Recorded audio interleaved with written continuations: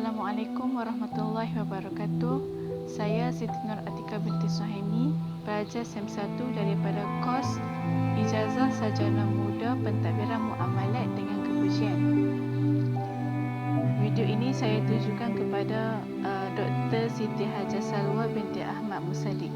Pengurusan adalah satu proses yang digunakan dalam organisasi atau seseorang individu untuk mencapai matlamat yang tepat. Pengurusan yang baik dalam organisasi dapat menghasilkan hasil yang terbaik. Pengurusan dapat membantu organisasi menjadi lebih teratur dan susun.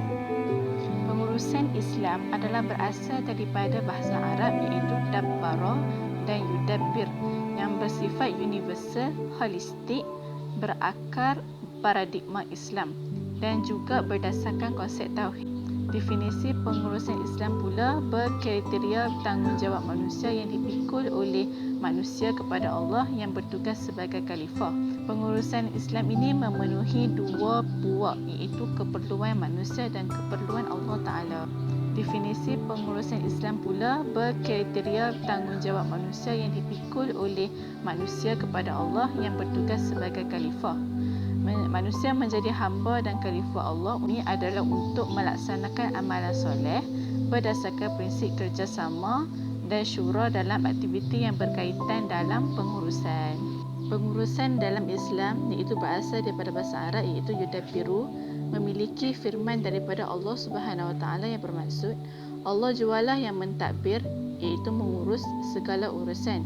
Ia menerangkan tanda-tanda kekuasaannya satu persatu supaya kamu yakin kepada pertemuan Tuhan kamu untuk menerima balasan. Terbahagi kepada 4 perkara iaitu perancangan, pengaturan, pemimpinan dan juga pengawal. Perancangan dalam pengurusan Islam adalah terbahagi kepada 4 perkara iaitu menentukan hala tuju, menganalisis suasana dan status masa, membuat analisis bantuan dan halangan dan mewujudkan strategi yang bagus. Dalam perancangan ini akan diputuskan apa yang perlu dilakukan pada masa hadapan. Sebagai contoh, apa yang hendak dilakukan pada bulan hadapan, pada 10 tahun akan datang.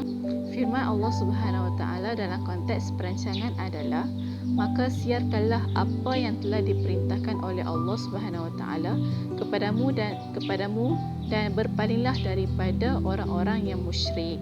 Surah Al-Hijr ayat ke-94.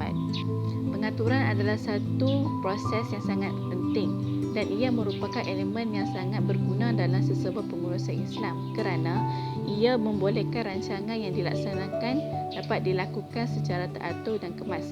Pengaturan yang melibatkan syariat Islam akan mudah untuk mendapat keredaan Allah.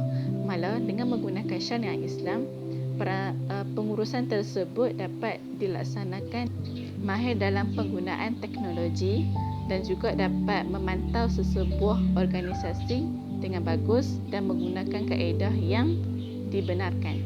Hadis yang diriwayatkan oleh Imam Al-Bukhari dan Muslim radhiyallahu anhu yang bermaksud daripada Abdullah bin Umar radhiyallahu anhu, sesungguhnya Rasulullah sallallahu alaihi wasallam bersabda, tiap seorang dari kamu ialah pemimpin dan akan diminta bertanggungjawab kepada orang-orang yang berada di bawah jagaan kamu.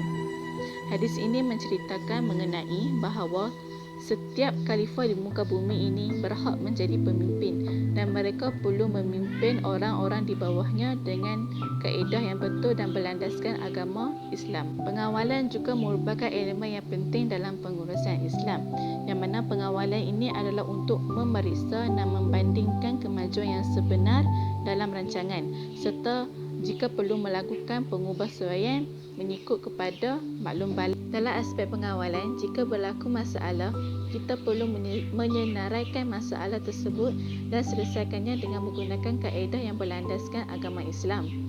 Kaedah tersebut dapat mengurangkan risiko masalah itu berlaku sekali lagi.